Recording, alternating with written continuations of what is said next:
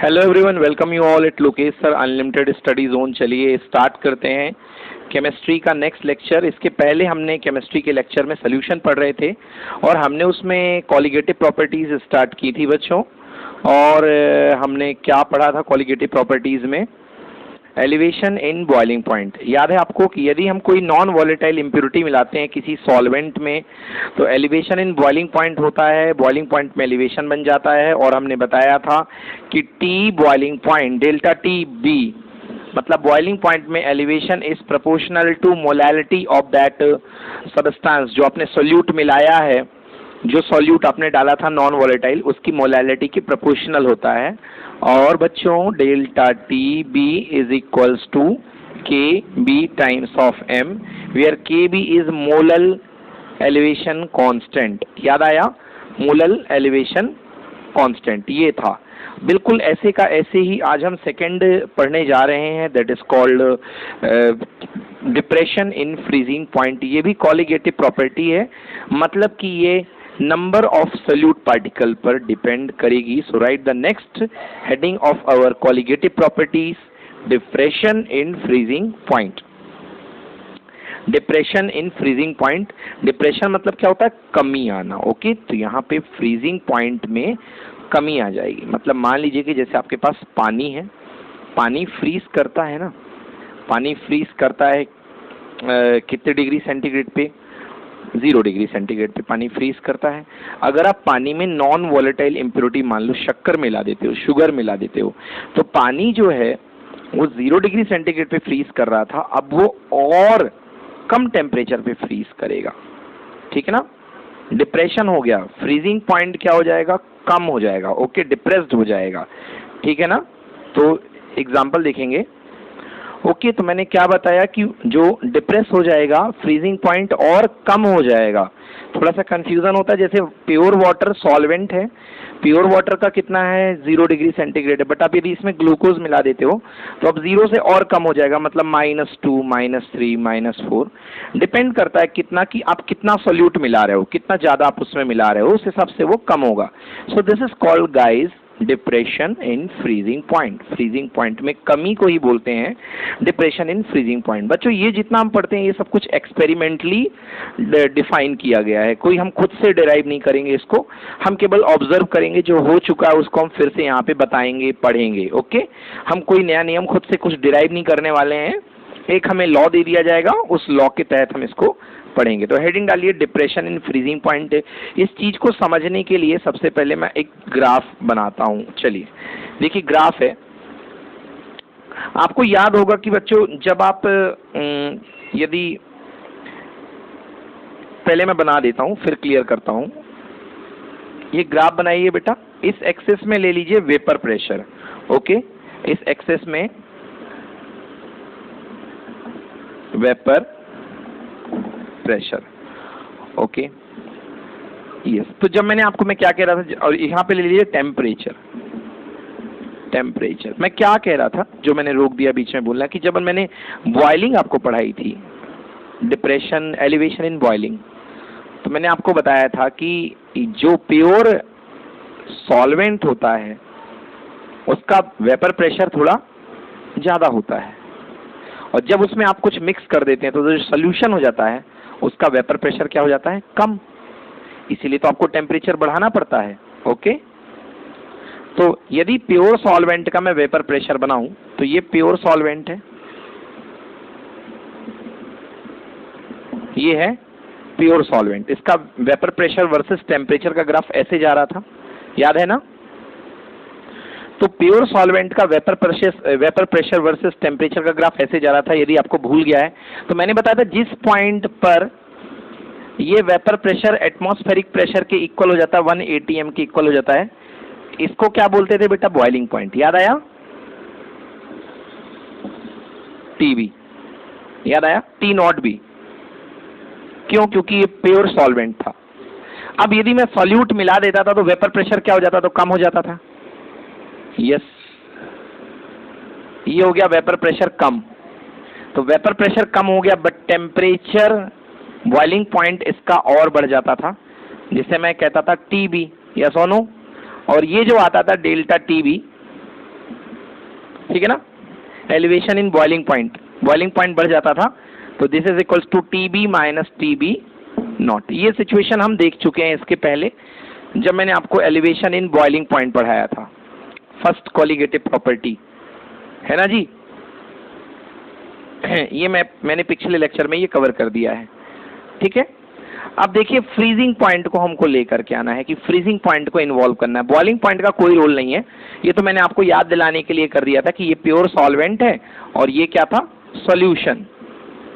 क्या था ये, सॉल्यूशन। कौन सा सॉल्यूशन, जिसमें नॉन वॉलेटाइल इम्प्योरिटीज मिक्स होती थी। This is the solution that containing non volatile solute. So solution that containing non volatile solute, okay, ये है, ठीक है।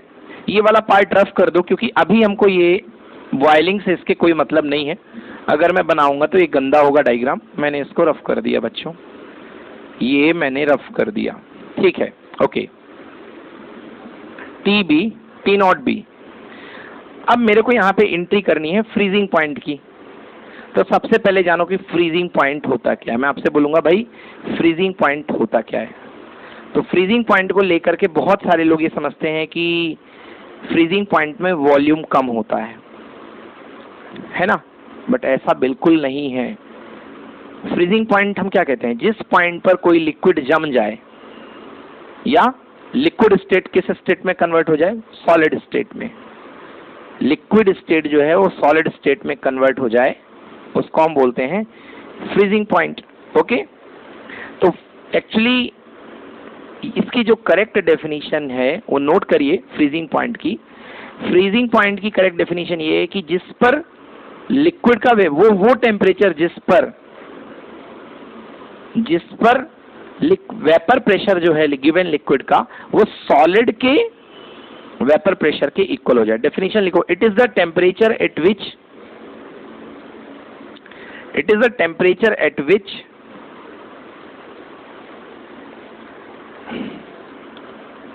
the vapor pressure of liquid state become equals to vapor pressure of solid state। ऐसा temperature जिस पर liquid state का vapour pressure solid state के vapour pressure के इक्वल हो जाए, उसको बोलेंगे हम, उस टेम्परेचर को बोलेंगे हम फ्रीजिंग पॉइंट। उस टेम्परेचर को बोलेंगे हम फ्रीजिंग पॉइंट। अब ये बनाने के साथ साथ मुझे फ्रीजिंग पॉइंट के लिए आपको एक सॉलिड करस्पॉन्डिंग सॉलिड जो होगा इनका, उसका मुझे ग्राफ भी बनाना पड़ेगा, तभी तो आपको समझ में आएगा। तो चलिए बना लीजिए। सॉलिड का जो वेपर प्रेशर का ग्राफ होता है सॉलिड स्टेट का, वो नियर अबाउट इस तरीके से जाया करता है, इस तरीके से, ये इस तरीके से एक ग्राफ बना लीजिए। ये सॉलिड का वेपर प्रेशर है, ओके। सॉलिड का वेपर प्रेशर का इस तरीके से होगा, बनाइए, इसको ड्रॉ कीजिए। तो ये किसका है भाई, ये जो अपना सॉल्वेंट है, दैट इज सॉलिड सॉल्वेंट। जैसे वाटर है तो वाटर की सॉलिड फेज का जो वेपर प्रेशर निकलेगा वो ये निकलेगा, ओके। वाटर की सॉलिड फेज, आइस फेज का जो वेपर प्रेशर वेरी होगा वो इस तरीके से वेरी होगा। आप देखो जरा, फील कर पाओ, टेम्परेचर बढ़ाने पर आइस जल्दी वेपोरेट होगी, तो आइस का वेपर प्रेशर जो होगा ज्यादा स्ट्रांगली मूव कर रहा है कंपैरिजन टू लिक्विड। भाई आप बर्फ रख दो और पानी रख दो, जल्दी एवेपोरेट कौन होगा, बर्फ, क्योंकि ज्यादा एनर्जी तो वही लेगा ना एटमॉस्फेयर से और जल्दी से निकलेंगे उसके मॉलिक्यूल्स। तो इसलिए इसका ग्राफ देखो जरा, बहुत जल्दी बढ़ रहा है, समझ गए ना। अब देखो बेटा, ये ग्राफ थे हमारे पास दो, थोड़ी सी जगह बना देता हूं ऐसी। ये दो ग्राफ थे मेरे, किसके लिए थे, प्योर सॉल्वेंट का और ये सॉल्यूशन का। मैं क्या कह रहा हूं कि boiling point, sorry, freezing point वो पॉइंट है जिस पर की आपकी लिक्विड, जो भी आपके ये जो ग्राफ्स हैं, जिस पर लिक्विड फेज का vapour pressure corresponding solid phase के वेपर प्रेशर के इक्वल हो जाए। तो चलो इस ग्राफ को मैं बढ़ाता हूं। कॉरस्पॉन्डिंग सॉलिड फेज क्या है, सॉल्वेंट की, बेटा ये है, बोलो यस। ये मैं लेकर के आया, इसको पीछे की तरफ बढ़ाओ। ओ, ये कट कर गया बेटा, ये देखो पहला। सो ये क्या है बेटा, ये क्या प्योर सॉल्वेंट, तो ये प्योर सॉल्वेंट का फ्रीजिंग पॉइंट है, this is what, this is T0F, pure solvent की फ्रीजिंग पॉइंट T0F। बोलो होगी कि नहीं होगी? अब सोल्यूशन को लेकर के आओ, क्योंकि आपने इसमें सॉल्यूट डाल दिया नॉन वॉलेटाइल, वैसे भी नीचे था वेपर प्रेशर, तो लेकर के आओ। ओहो, ये यहां पे मिल रही है, सो इसके करस्पॉन्डिंग जो टेम्परेचर होगा that is what TF। TF देखो बेटा बैकवर्ड शिफ्टिंग हुई है, समझ गया ना? तो अगर आप पॉजिटिव साइड में देख रहे हो तो आपको समझ में आएगा टेम्परेचर कम हो रहा है, नेगेटिव में जाओगे तो निगेटिवली वैल्यू वाइज तो -2 है, तो -2 से -3 तो कम ही हुआ ना, और यहां तो बढ़िया है, यहाँ 20 था 10 पे खसक गया, तो यहाँ तो कम दिख ही रहा है। तो ये क्या हुआ है बेटा? This is called depression. क्या हुआ है? This is called depression. तो this is called delta TF। Delta TF is equals to T0F minus TF। समझ में आया? T0F मतलब प्योर सॉल्वेंट का फ्रीजिंग टेम्परेचर, एंड ये क्या हुआ? सोल्यूशन का freezing temperature. So this is called what? Depression in freezing point. Note करिए। So delta TF equal to T0F minus TF। यही ग्राफ है समझने के लिए बस, कि कैसा है एक सॉलिड सॉल्वेंट कोरस्पॉन्डिंग जो सॉल्वेंट आप यूज कर रहे हो उसका, और उससे बनने वाला एक प्योर सॉल्वेंट। ये सॉलिड फेज का है, सॉलिड फेज का है ये दोनों लिक्विड फेज के हैं, बट इसमें एक सॉल्वेंट है और एक सॉल्यूशन है। ओके, इसको बनाइए तसल्ली से। This is temperature. अब टेम्परेचर डिफरेंस है यहाँ पे बेटा, इसलिए आप केल्विन में लो चाहे डिग्री सेंटीग्रेड लो, दोनों सेम आता है। डिफरेंस ऑफ टेम्परेचर जो केल्विन स्केल में और डिग्री सेंटीग्रेड में दोनों ही क्या आता है? सेम आता है, डरने की बात नहीं है। तो कभी भी डेल्टा की वैल्यू दी गई है, delta TF difference of temperature, तो आप बच्चों चाहे केल्विन में निकाल लो चाहे डिग्री सेंटीग्रेड में निकाल लो, दोनों में आंसर आएगा। नोट करो। अब बेटा देखो, बहुत लोग फ्रीजिंग का मतलब मानते हैं कि फ्रीजिंग का मतलब होता है वॉल्यूम डिक्रीज करना, बट भाई ऐसा नहीं है। फ्रीजिंग मतलब ऐसा क्यों मानते हैं लोग? एक्चुअली मैं बता देता हूँ। ऐसा इसलिए मानते हैं कि एक्चुअली सॉलिड स्टेट में मॉलिक्यूल्स पास पास रहते हैं, बहुत कम्पैक्ट साइज रहते हैं, लिक्विड में थोड़े से दूर हो जाते हैं, और गैस में तो और दूर हो जाते हैं। लिक्विड में थोड़ी कंपैरेटिवली इतना, हाँ थोड़ा दूर दूर, और इसमें तो बहुत दूर, ठिकाने ही नहीं रहते हैं इसमें तो, सॉलिड लिक्विड गैस में। तो लोग ये मानते हैं कि भाई आप जो है ऐसे आओगे तो आपका वॉल्यूम कम होगा। मतलब एक तरीके से ये मान लो कि समझ लिया गया है कि जो सॉलिडिफिकेशन कह लो या फ्रीजिंग कह लो, फ्रीजिंग का मतलब आप ऐसे लगा रहे हो कि वॉल्यूम कम होना, बट ऐसा बिल्कुल नहीं है। आप पानी को फ्रीज करते हो तो पानी का वॉल्यूम उल्टा बढ़ता है। पानी का वॉल्यूम क्या होता है? डेंसिटी कम होती है, इसीलिए तो आइस पानी के ऊपर तैरती है। शरबत पिया है? आइस के क्यूब जो होते हैं पानी के, वो तैरते हैं ऊपर, कम होती है ना डेंसिटी। डेंसिटी क्यों कम हुई? क्योंकि वॉल्यूम बढ़ गया, वॉल्यूम, इसलिए आइस तैरती है। तो ऐसा नहीं है कि गलत कंसेप्ट बना के रख लें कि हमेशा फ्रीज करने पर वॉल्यूम कम ही होता है। हाँ, ज्यादातर का कम होता है, बट कुछ लिक्विड्स का वॉल्यूम बढ़ता भी है। क्या समझे? Freezing does not means a process in which volume decreases. Freezing कोई ऐसी प्रोसेस नहीं है, समझ सकते हो, जिसमें वॉल्यूम हमेशा डिक्रीज हो। Rather it is the process in which molecule arrange themselves in order state. Actually freezing है क्या? फ्रीजिंग एक प्रोसेस है जिसमें मॉलिक्यूल्स अपने आप को एक ऑर्डर स्टेट में, एक व्यवस्थित क्रम में जमाते हैं। ये है फ्रीजिंग, जिसमें मॉलिक्यूल्स अपने आप को एक फिक्स पैटर्न में अरेंज करते हैं। Okay, that is called freezing. On freezing volume of water क्या होगा? एक्सपैंड करेगा। क्या करेगा? Expand. So on freezing volume of water expand, and for rest of the liquid volume of decreases. बाकी liquids के लिए जो वॉल्यूम होगा वो क्या करेगा? डिक्रीज करेगा। डन। चलो बच्चों आगे पढ़ते हैं। आइए भाई एक्सपेरिमेंटल स्टडी करते हैं। एक्सपेरिमेंटल स्टडी क्या कहती है देखेंगे। What does experimental study says? लिखिए भाई क्या पढ़ रहे हैं, डिप्रेशन इन फ्रीजिंग पॉइंट, तो लिखिए बाय एक्सपेरिमेंट। एक्सपेरिमेंट ही चला है, पहले भी चला था experiment, elevation in boiling point में भी एक्सपेरिमेंट चला था, and that time delta T F is proportional to molality, delta T B sorry, and यहाँ पे क्या है, depression in, yes delta T F, delta T F क्या बताया मैंने, delta T F is equals to T not F minus T of F. Pure का ज्यादा था, इम्प्योर का कम हो गया था, डेल्टा टी नॉट एफ ये जो होता है, this is proportional to molality of the solute. कौन सा सॉल्यूट, नॉन वोलेटाइल सॉल्यूट, समझ गए ना।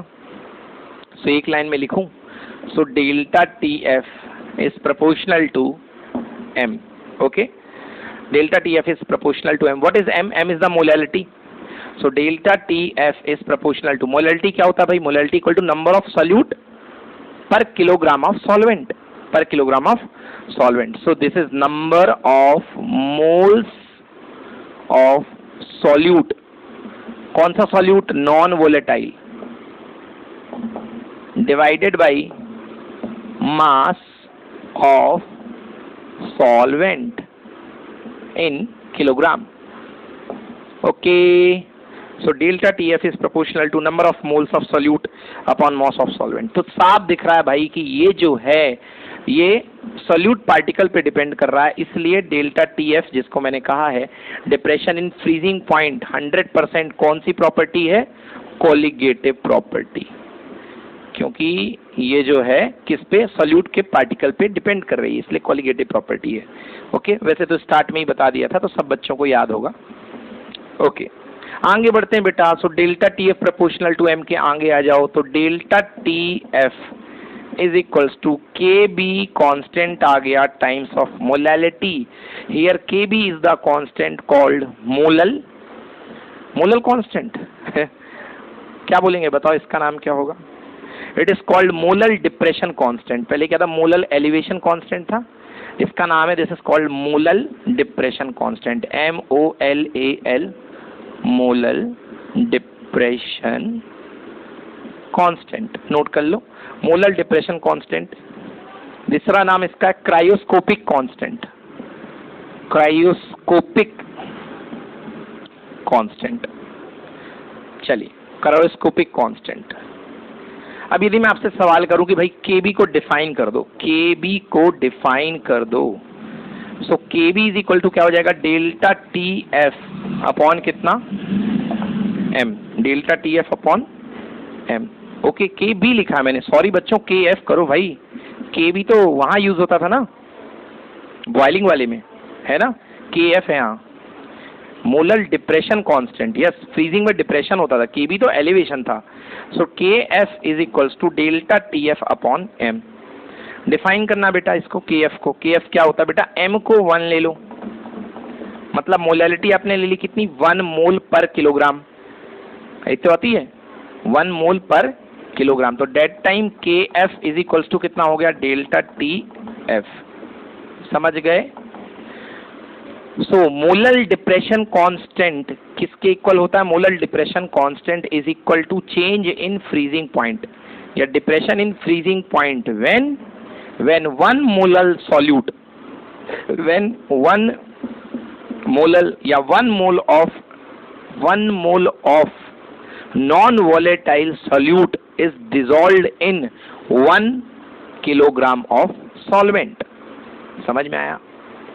तो अगर आप 1 मोलल कंसंट्रेशन वाला कह लो या 1 मोल नॉन वॉलेटाइल सॉल्यूट अगर आप 1 किलोग्राम प्योर सॉल्यूशन सॉल्वेंट में डिसॉल्व कर रहे हो, तो जो फ्रीजिंग पॉइंट की लोअरिंग आएगी, जो फ्रीजिंग पॉइंट का डिप्रेशन आएगा, दैट इज कॉल्ड KF। वो क्या होगा, KF के equal. Okay, so once again I can define, so molal depression constant is equal to depression in freezing point of a solution which molality is 1, which molality is 1. In other words, you can say, or 1 mole of non-volatile solute, 1 mole of non-volatile solute present in 1 kilogram of solvent, yes exactly 1 kilogram of solvent. तो बस यही है बेटा, इसमें theory लिखने को आती है तो लिख लेना, 2-3 मार्क्स की इतनी ही आती है। अब आ जाओ सीधे सीधे न्यूमेरिकल्स पे। ओके, अब इसके न्यूमेरिकल आते हैं। जैसे न्यूमेरिकल अपने उसके थे एलिवेशन इन बॉइलिंग पॉइंट के, सेम टू सेम आपको इसके न्यूमेरिकल आएंगे। और आपके यदि आपने मेरा लेक्चर नंबर 1 पढ़ रखा अच्छे से, जिसमें molarity, mass by mass percentage, mass by volume percentage, तो आपसे बनना ही बनना है। ओके बेटा, के बी के एफ के जैसे जैसे के बी था वैसे के एफ है। ये किस पे डिपेंड करता था बेटा? ये सॉल्वेंट पे डिपेंड करते थे। किस पे डिपेंड करते थे? सॉल्वेंट पे। समझ गए ना? ये सॉल्वेंट पे डिपेंड करते थे, इनका सॉल्यूट से कोई लेना देना नहीं था। चलो आओ क्वेश्चन करते हैं। एक क्वेश्चन लिखो, what amount of ethanol, question लिखिए, what amount of ethanol, ethanol का formula C2H5OH, what amount of ethanol that is C2H5OH assume to non volatile. वैसे बेटा इथेनॉल तो क्या होता है? वोलेटाइल होता है। अब तो अपन इथेनॉल हाथ में लगा के ही घूम रहे हैं, प्रोपेनॉल तो इस समय खुद सैनिटाइजर यूज कर रहे हैं ना, तो ये तो होता क्या वैसे वोलेटाइल होता है। बट इस क्वेश्चन में बोल के गया है कि आप नॉन वोलेटाइल मानो। मान लिया assumed to non volatile solute, assume to non volatile must be dissolved, must be dissolve. What amount पूछा है, मतलब मास पूछा है। एक्स मान लेते हैं मास को, क्या मान लेते हैं? एक्स। कितना डिसॉल्व, कितना घोलना चाहिए, कितना घोला जाना चाहिए? इन 1 किलोग्राम, 1 किलोग्राम वाटर। अच्छी बात है भाई, ये सॉल्वेंट का मास दे दिया इन लोगों ने डायरेक्टली, बड़ी हेल्प कर दी। 1 kilogram, 1 kilogram of water, so that it freezes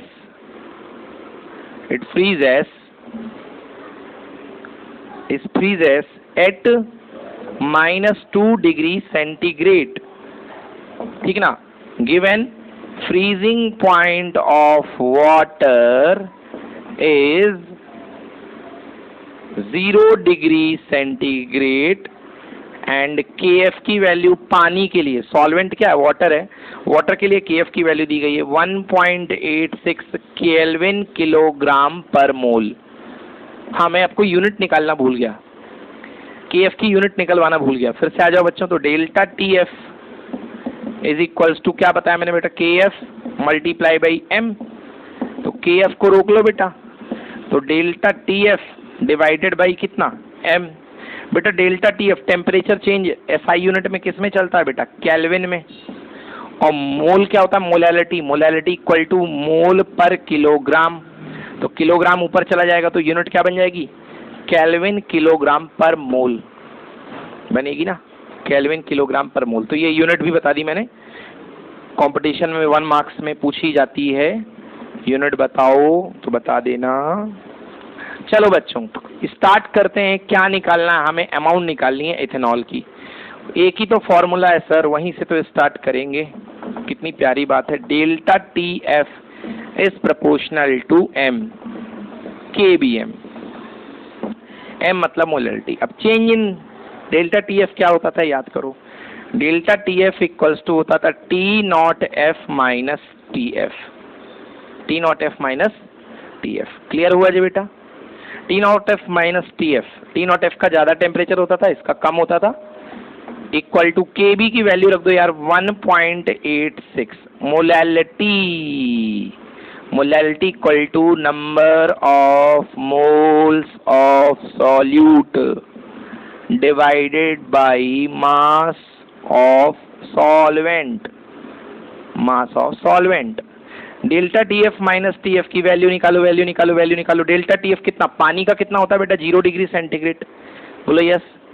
minus नया फ्रीजिंग पॉइंट कितना हो गया बेटा? -2। तो 0 से -2 पे पहुंच गए तो कितने का फॉल हुआ? 2 का। माइनस माइनस प्लस हो जाएगा, ध्यान रखना बेटा है। सो 1.86 multiplied by number of moles of solute. Number of moles क्या होता है? गिवन मास अपॉन मोलर मास। गिवन मास तो पता नहीं है, x। मोलर मास किसका बेटा? अल्कोहल का। C2H5OH का मोलर मास निकालो यार। C2H5OH का मोलर मास कई बार निकाला है? 46। क्या होता है बेटा जी?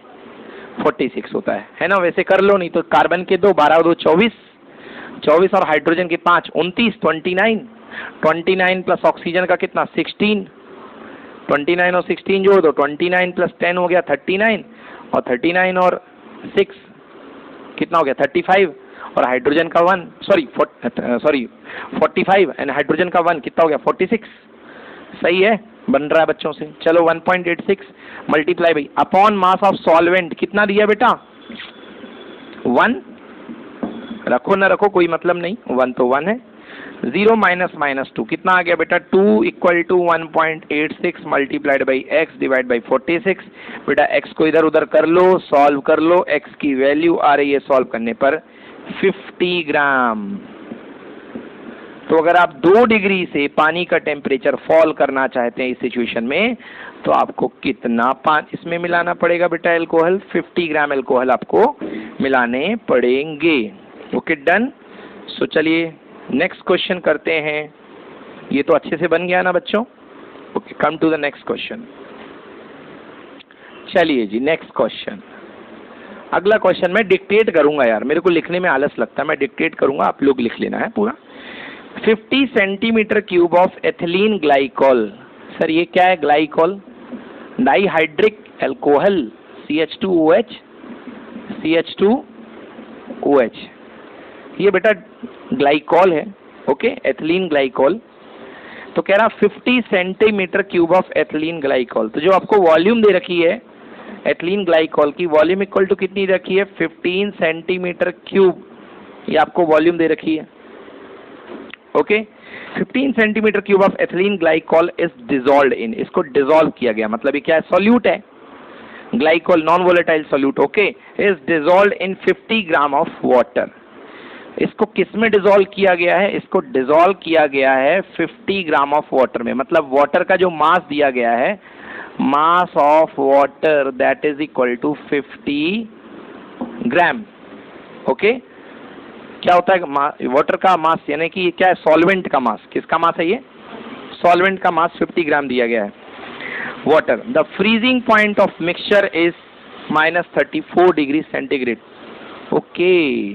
मिक्सचर मतलब सोल्यूशन, यानी TF कितना हो गया? -34 डिग्री सेंटीग्रेड। भाई पानी में ओरिजिनल कितना टेम्परेचर होता था? 0 डिग्री सेंटीग्रेड, बट आपका कितना हो गया? -34। तो चलो यहीं पर निकाल लेता हूं मैं, डेल्टा TF निकाल लेता हूं फर्स्ट सिचुएशन का बेटा। इक्वल टू क्या था? पानी का 0 माइनस इसका कितना? -34। तो बेटा टेम्परेचर में डिफरेंस कितना आया? कितना डिप्रेशन आ गया बेटा? 34 का। कितना डिप्रेशन आ गया? 34। यस ये है बेटा, हाँ। The freezing point of the mixture is -34 degree centigrade if, अब अगला क्वेश्चन है, अगली लाइन है, if freezing point of water is 0 degree centigrade. वो तो मैंने पहले ही ले रखी है, आप ना भी बोलते तो मैंने वाटर का कितना ले रखा है? 0 degree centigrade. And KF for the water is 1.86 kilo kelvin kilogram पर mole. Find the density of water. Density of water find करना है। KF दे रखा है बच्चों, कितना कितना कितना? KF is equals to 1.86 kelvin kilogram पर मोल। क्या कह रहे हैं भाई हमसे? Find density of water, okay. हमें वाटर की डेंसिटी निकालनी है, डेंसिटी ऑफ वाटर। चलिए जी वाटर की डेंसिटी निकालनी है। डेंसिटी ऑफ वाटर नहीं निकाल पाएंगे यार, हमको डेंसिटी ऑफ, मैंने क्वेश्चन गलत लिखवा दिया बच्चों, डेंसिटी ऑफ एथिलीन ग्लाइकॉल निकाल पाएंगे। एथिलीन ग्लाइकॉल की डेंसिटी निकाल पाएंगे, ओके, क्योंकि खुद ग्लाइकॉल का वॉल्यूम दिया गया है। ये देखो, ये दिया गया ग्लाइकॉल का वॉल्यूम। बोलो यस की नो? वाटर का तो मास दिया गया है। कितना वाटर है? 50 ग्राम। कितना ग्राम है? 50 ग्राम। तो क्वेश्चन सही कर लो बेटा। Find the density of ethylene glycol. बेटा डेंसिटी इक्वल टू क्या होता है? डेंसिटी इक्वल टू होता है मास पर यूनिट वॉल्यूम। तो पहले मास तो निकाल लो, वॉल्यूम तो आपने दे रखा है। तो कुल मिला के हमें मोलैलिटी का फॉर्मूला लगा के यहाँ पे क्या निकालना है, मास। चलिए फिर से आ जाइए, delta T F equals to के F times of molality, molality ना। डेल्टा टी एफ कितना निकाला बेटा, 34, पुट कर दो 34 K F 1.86, molality equal to number of moles पर यूनिट 1 किलोग्राम ऑफ सॉल्वेंट, मतलब number of moles of solute, number of moles of solute divided by mass of solvent in kilogram. Yes, चलो बेटा put करते हैं, 34 के नीचे ही ले आओ यार 1.86, रट्टा खत्म। Number of moles given mass, solute का मास कितना दे रखा है, दिया ही नहीं है, सॉल्यूट का मास दिया ही नहीं है, वही तो निकालना है अपन। सॉल्यूट का मोलर मास अपॉन मोलर मास, क्या बोल रहे हो भाई, ग्लाइकॉल, तो ग्लाइकॉल का मोलर मास निकालो, CH2OH जोड़ो इसको, एक carbon 12 plus 2 hydrogen 2 plus 1 oxygen 8 O 16 होता प्लस 1, 12 और 2 14, बोलो यस, और 14 और 16 30 प्लस 1 31 एक पेयर का हुआ, तो दूसरे पेयर का भी 31 प्लस 31 कितना हुआ, 62। तो बोलो मास कितना हुआ ग्लाइकोल का, मोलर मास 62, यस ये हो गया 62 अपॉन मास ऑफ सॉल्वेंट का मास कितना, पानी रे, ये 50 हो गया, सॉल्वेंट का मास 50 ग्राम में है ना, किलोग्राम में करने के लिए कितना बेटा, 1000, यही हुआ ना। तो 0 से 0 कैंसिल बेटा, सॉल्व करो इसको, 34 upon 1.86 equal to x upon 62, नीचे का ऊपर का नीचे, इधर 100 हो गया, इधर 5 हो गया। सॉल्व कर ले बेटा, x की वैल्यू निकालो, x की वैल्यू सॉल्व करिए, x की वैल्यू आ रही है 56.66 ग्राम, x की वैल्यू 56.66 ग्राम, नोट करो x की वैल्यू 56.6। आंसर आ गया, नहीं आया, क्योंकि क्या बोला था, डेंसिटी निकालने को, क्या बोला था बच्चों, डेंसिटी इक्वल टू होता मास अपॉन वॉल्यूम, तो डेंसिटी ऑफ किसकी, वाटर की एथिलीन ग्लाइकॉल की, ग्लाइकॉल की डेंसिटी इक्वल टू मास कितना आया, 56.66 ग्राम, यूनिट का ध्यान रखना, अपॉन वॉल्यूम कितना दिया बेटा, देखो ये 50 सेंटीमीटर क्यूब, यस याद आया, 50 सेंटीमीटर क्यूब, तो पुट कर दे बेटा 50 सेंटीमीटर क्यूब, कितना आएगा, 50 में फिर 1 पॉइंट कुछ आएगा, तो सॉल्व करो बेटा, इसका आंसर आएगा 1.13 ग्राम पर सेंटीमीटर क्यूबिक, डेंसिटी आ गई, नोट कर लो। ओके बच्चों, ठीक है ना, इस टाइप का क्वेश्चन। नेक्स्ट क्वेश्चन करते हैं अगला, तब तक इसको नोट करो आप। चलिए बच्चों, ये तो था अपने थोड़े सिंपल टाइप के क्वेश्चन। अब मैं आपको बता रहा हूँ जो थोड़े और लेंदी टाइप के, अब मैं परसेंटेज बाई मास पे दूंगा क्वेश्चन। ओके, चलो क्वेश्चन लिखो बच्चों मेरे साथ, मैं तो बोलूंगा, मैं डिक्टेट करूंगा, आप लोग लिखते जाओ बच्चों। क्वेश्चन नंबर 3 करा रहा हूँ आज का, ये क्वेश्चन नंबर 3 है, 5 ग्राम ऑफ केन, 5%, कौन सा percentage, mass by mass, 5% mass by mass of cane sugar, गन्ने वाली शक्कर है ना, तो परसेंटेज मास बाई मास मैंने दिया है, या परसेंटेज बाई मास भी बोल सकते हैं इसको अकेले। तो 5% मास बाई मास जो है, ये केन शुगर जो है आपने ले रखी है, 5% mass by mass of cane sugar. Cane sugar का फॉर्मूला लिख लो, C12H22O11, ये है। मोलर मास निकाल सकते हो, तो मोलर मास कितना होता है, 342, यस सही है एकदम, याद है मुझे।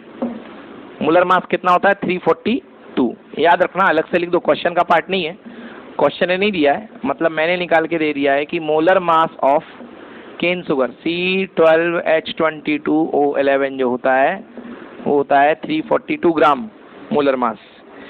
कह रहा has a freezing point, has a freezing point,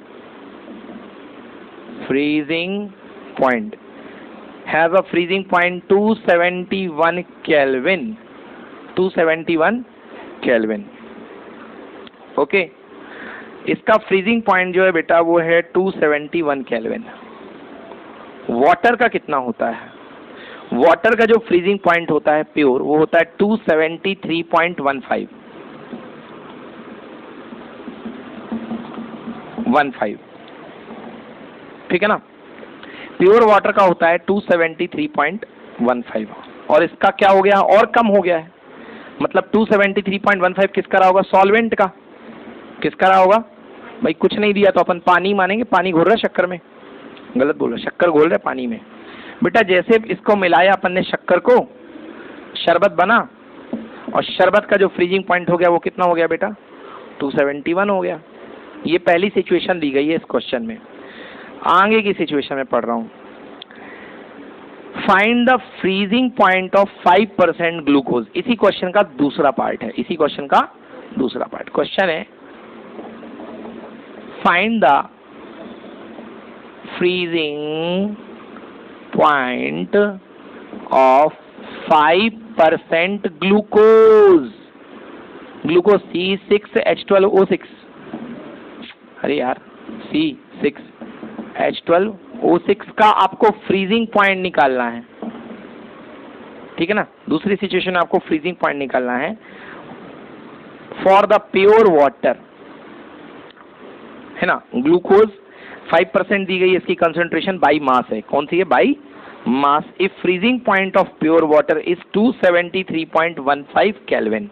अगर अब दे दिया लास्ट में कि freezing point of pure water जिसमें आपने डिसॉल्व किया है वो दे रखा है 273.15, और KF की वैल्यू दे रखी है बटू, KF। ओके, डिप्रेशन कांस्टेंट कितना दे रखा बच्चों? 1.86 केल्विन किलोग्राम पर मोल, ये दे रखा है KF। चलिए सॉल्व करते हैं, इसको कैसे निकालेंगे भाई? क्या करना आपको? आपको फ्रीजिंग पॉइंट निकालना है। किसका निकालना है? ग्लूकोज का। ग्लूकोज सोल्यूशन का फ्रीजिंग पॉइंट आपको निकालना है, ठीक है। चलिए लगाते हैं बेटा, स्टार्ट करते हैं। क्या है अपने पास सोल्यूशन में? अपने पास तो एक ही चीज है बेटा, delta TF is equal to KF times of molality. अब ये अपन को दो लिक्विड के लिए लगाना है, एक तो केन शुगर के लिए और दूसरा ग्लूकोज के लिए। तो आइए पहला अपन लगाते हैं cane sugar, for cane sugar. Cane sugar बेटा डेल्टा TF यानी टेम्परेचर में कितना फॉल हुआ। तो पहले प्योर पानी का कितना था बेटा? 273.15, और फॉल होकर के इसका कितना हो गया? 271। तो कितने का फर्क आया बेटा? 2.15 डिग्री सेंटीग्रेड का हुआ ना। तो डेल्टा TF की जगह मैं यहां लिख सकता हूं 2.15। बोलो हुआ कि नहीं हुआ? ऐसे डर लग रहा है तो ऐसे भी लिख सकते हो, 273.15 माइनस गिर करके कितना हो गया? 271 equals to freezing point KF कितना? 1.86 into molality of solute. Molality of solute देखो बेटा, 5 ग्राम मोलैलिटी ऑफ सॉल्यूट मतलब 5%, मतलब 5 ग्राम डिसॉल्व्ड है 100 ग्राम। सॉल्यूट में कि सॉल्वेंट में? सॉल्वेंट में, एग्जैक्टली। तो सॉल्यूट हुआ 5, तो सॉल्वेंट, एक मिनट 100 ग्राम किसमें? सॉल्वेंट में कि सॉल्यूट में? फिर से बोलो। गलत। परसेंटेज कंसंट्रेशन दी गई है, मोलैलिटी नहीं दी गई है। और याद करो जब मैंने पढ़ाया था mass by mass percentage equal to mass of solute divided by mass of solution. तो ये 100 ग्राम क्या है? मास ऑफ सॉल्यूशन है, सॉल्यूट नहीं है। तो सॉल्वेंट का मास कितना होगा? 100 माइनस 5 यानी 95। ओके, तो भाई सॉल्वेंट का मास 95 होगा, क्योंकि 5% यानी 5/100। 5 is the mass of solute, 100 is the mass of solution. तो मास ऑफ सॉल्वेंट कितना होगा? सॉल्यूशन का मास माइनस सॉल्यूट का मास कितना आया? 95 ग्राम। समझ में आया कि नहीं आया? यूज करेंगे इसको, इस कंसेप्ट को। चलो बच्चों लिख रहा हूं बेटा, KF की वैल्यू मिटा दी मैंने, KF लिख लेता हूं बेटा। कितना दिया? 1.86, यूनिट छोड़ दो, 1.86। मोलैलिटी नंबर ऑफ सॉल्यूट कितना दिया है बेटा? 5 gram. Molality number of solute 5 gram. Molality मतलब क्या होता है बेटा? Number of moles of solute पर यूनिट। कंफ्यूज हो रहे हो?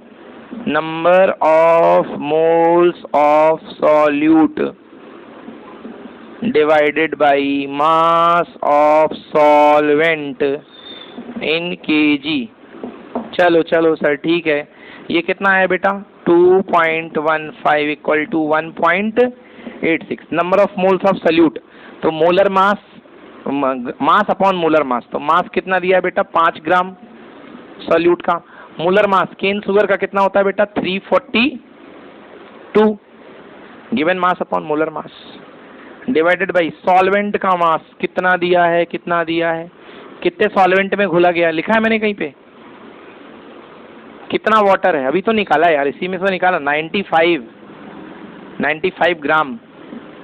याद आया? और ग्राम को किलोग्राम में बदलने के लिए काय का डिवाइड? 1000 का। बेटा ये आ गया। ज्यादा सिंप्लीफाई कर लो इसको, यहाँ लिख लो 2.15 इक्वल्स टू 1.86। के एफ ही रहने दो इसको, के F 5/342 multiply by 1000 divide by कितना बेटा? 95। सही है। नंबर 1 दे दो बेटा इसको, नंबर 1। चलो दूसरा देखते हैं बेटा, दूसरे केस पे आ जाओ। अब बात करते हैं बेटा ग्लूकोज की। ग्लूकोज का अपन को कह रहा है कि फ्रीजिंग पॉइंट फाइंड करो, तो ग्लूकोज के लिए यही लॉ लिखो। ग्लूकोज के लिए यही लॉ होगा, delta T F equal to के एफ मल्टीप्लाइड बाई मोलैलिटी। के F multiplied by molality. Glucose के भी कितने बेटा? 5%, मतलब ग्लूकोज का भी 5 ग्राम। बोलो यस। आउट ऑफ कितने मोलर मास ग्लूकोज का कितना होता है बेटा? बोलो, याद तो होगा। 180। ग्लूकोज का कितना होता है मोलर मास? 180 होता है ग्लूकोज का। जोड़ के देखो एक बार, ग्लूकोज का मोलर मास निकालो।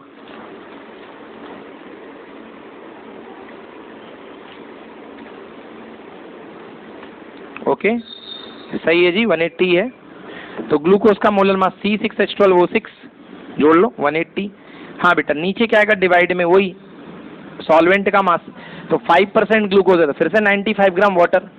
तो 95 मल्टीप्लाई करूंगा तो 1000 ऊपर बन जाएगा, और 95 कहाँ बन जाएगा बेटा? नीचे। Relation number 2। बेटा अब क्या निकालना है तुम्हें? डेल्टा टी एफ निकालोगे तभी तो टी एफ निकलेगा।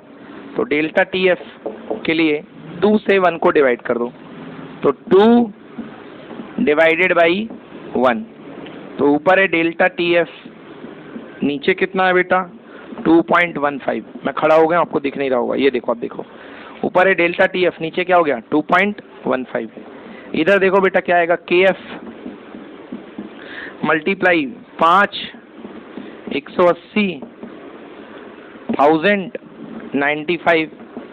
इधर क्या आएगा? के एफ, यही वाला के F multiply 5/342 into 1000/95। Cancel cancel cancel cancel cancel cancel. समझ में आया ना बेटा? चलो ऊपर सॉल्व करता हूँ, जगह तो खत्म हो गई यहाँ। हाँ, क्या आएगा? Delta T F upon 2.15 equals to, जो सबसे नीचे वो सबसे ऊपर, 342 सबसे ऊपर, और उसके नीचे कौन? 180। Delta T F equal to 342 upon 180 multiplied by 2.15। बेटा इसको सॉल्व करोगे, delta T F equal to आएगा 4.085। यूनिट क्या होगी बेटा? केल्विन। क्या होगी यूनिट? केल्विन। 4.085 केल्विन। क्लियर हुआ?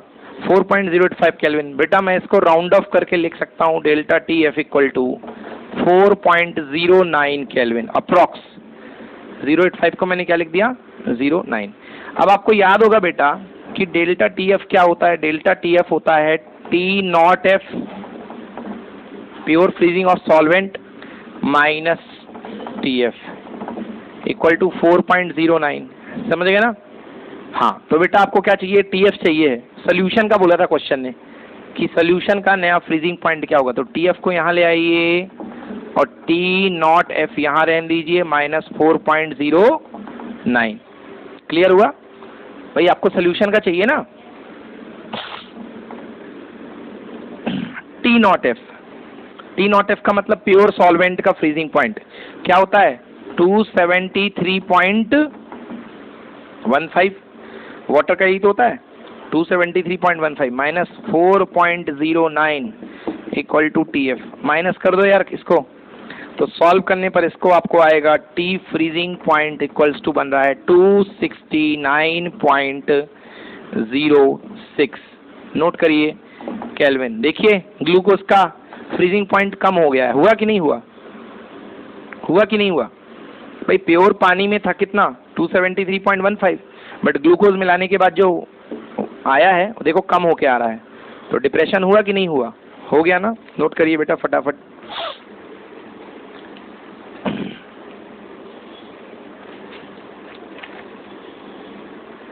Okay 269.06 kelvin. बेटा बहुत ही, अब एक केस और बनता है इसमें। कई बार क्या होता है कि आपको यदि KF की वैल्यू ना दी गई हो, वेरी रेयर, ठीक है ना, ऐसा कभी बहुत ही कम चांसेस है कि ऐसा क्वेश्चन आ जाए KF की वैल्यू। जैसे मैंने आपको जब पढ़ाया था पिछला टॉपिक, तो मैंने बोला था कि एक सिचुएशन ये भी है कि KB की वैल्यू ना हो। याद आया? KB की वैल्यू ना हो। एक फॉर्मूला मैंने बताया था, फिर उसमें आपकी वो लगती थी हीट ऑफ एंथैल्पी वेपराइजेशन की लगती थी, याद है? एंथैल्पी, मोलर एंथैल्पी, 1 मोल की, है ना। तो अब ऐसे ही यहाँ पे यदि आपको KB की वैल्यू ना दी गई हो तो कौन सा फॉर्मूला लगाओगे? लिखो question, very rare when value of KB is not given. बच्चों इसको स्क्रीनशॉट ले लो फटाफट, मैं इसको रफ कर रहा हूँ। अब तो कर दिया रफ। लिखो if KF is not given, if KF is not given,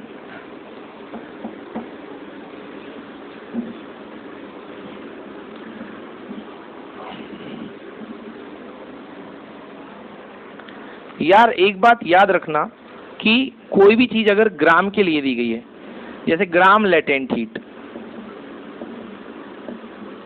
को बोलते हैं अपन, कोई ग्राम लेटेंट हीट आपको दी गई है या ग्राम स्पेसिफिक हीट दी गई है और आपको 1 मोल के लिए निकालना है, मतलब ये तो 1 ग्राम की है, 1 ग्राम की है ना। ग्राम स्पेसिफिक लेटेंट हीट मान लो आपको दे दी गई है L बोल दिया, और आपको निकालना है मोलर लेटेंट हीट। इसी को बोलते हैं एंथैल्पी फलाना फलाना, क्योंकि एंथैल्पी जो भी होती है वो मोल के लिए होती है। किसके लिए होती है? 1 मोल के लिए। तो बेटा 1 ग्राम के लिए L है, तो 1 मोल में कितने ग्राम होते हैं बेटा? मोलर मास M ग्राम। तो कितना हो जाएगा बेटा? M into L। M क्या है बेटा? यहाँ molar mass.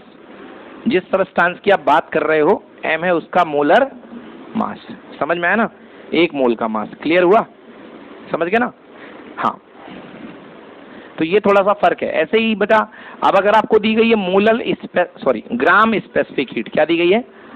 Gram specific heat, और आपको यदि मोलर स्पेसिफिक हीट निकालनी है तो आप ग्राम स्पेसिफिक हीट में काय का मल्टीप्लाई कर दो? मोलर मास का। किसका? मोलर मास का। तो आपकी आ जाएगी, तब आपकी मोलर स्पेसिफिक हीट आ जाएगी। बड़ी होगी, ज्यादा होगी, समझ गए ना? क्योंकि वो 1 ग्राम के लिए था, ये M ग्राम के लिए है। चलो समझ में आया? नेक्स्ट क्वेश्चन लिखवा रहा था मैं, यदि KF ना गिवन हो, वेरी रेयर केसेस, तो KF की वैल्यू निकालने का तरीका। KF किसकी प्रॉपर्टी होती है बेटा? याद होगा आपको, सॉल्वेंट की। तो इसमें सब कुछ सॉल्वेंट का यूज होगा, सॉल्यूट का कुछ नहीं यूज होगा। तो KF is equal to, formula लिखो, R T0F का whole square multiplied by capital M divided by 1000 multiplied by delta H, enthalpy of fusion. Yes, enthalpy of fusion. ये KF का फॉर्मूला है बेटा। सारी चीजें पैरामीटर क्लियर कर लो। डेल्टा T0F, T0F क्या होता है बेटा? Freezing point of pure solvent, जानते ही हो, freezing point of pure solvent होता है। दूसरा M क्या होता है बेटा? Molar mass, molar mass of solvent, जैसे पानी है तो पानी का मोलर मास कितना होता है 18, 18। डेल्टा एच क्या होती है, हाँ ये थोड़ा परेशान करता है।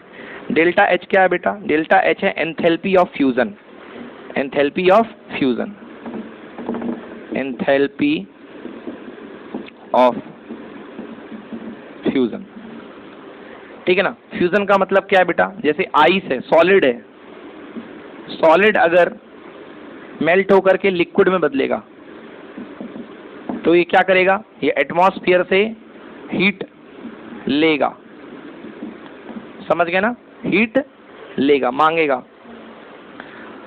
और लिक्विड अगर सॉलिड में बदलेगा तो एटमॉस्फेयर को हीट क्या करेगा बेटा, देगा।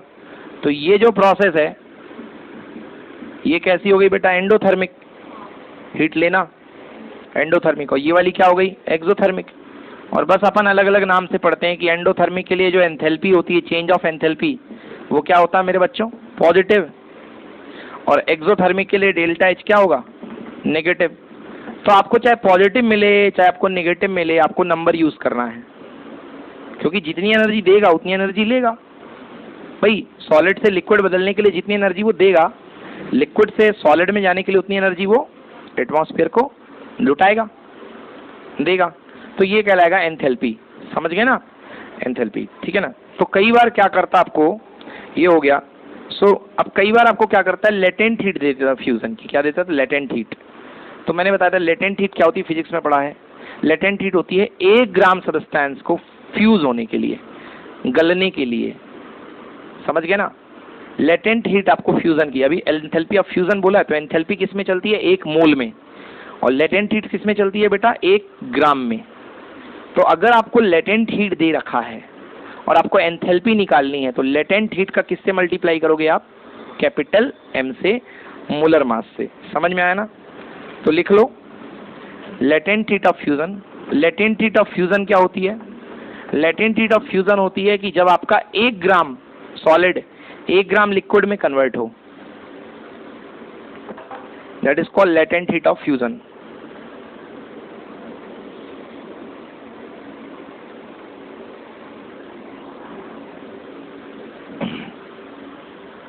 Okay, so latent heat of fusion, amount of heat released when 1, या तो ऐसे देख लो, amount of heat required when 1 gram of solid converted into the 1 gram of liquid. और अगर इसकी बात करोगे आप इससे, so when 1 gram of liquid freezes into the solid, सो ये कहलाएगी लेटेंट हीट ऑफ फ्यूजन, दोनों केस में। बस sign positive negative according to the heat release आएगा, देखा जाएगा। थोड़ी सी ब्राइटनेस बढ़ा लें बच्चों, वेदर की कंडीशंस थोड़ी सी चेंज हुई हैं तो हम भी चेंज कर लें, यस। चलिए बच्चों, तो लेटेंट हीट ऑफ फ्यूजन आपको दिया गया है, तो आप लेटेंट हीट ऑफ फ्यूजन कितने के लिए होता है, 1 ग्राम के लिए। तो आप उससे डेल्टा एच कैसे निकालोगे भाई, तो डेल्टा एच इक्वल टू आप मोलर मास का मल्टीप्लाई करोगे, किसके साथ, एल के साथ, नोट करो, यही तो सिखाया ना मैंने, क्योंकि एंथैल्पी है, that is equal to latent heat multiplied by molar mass.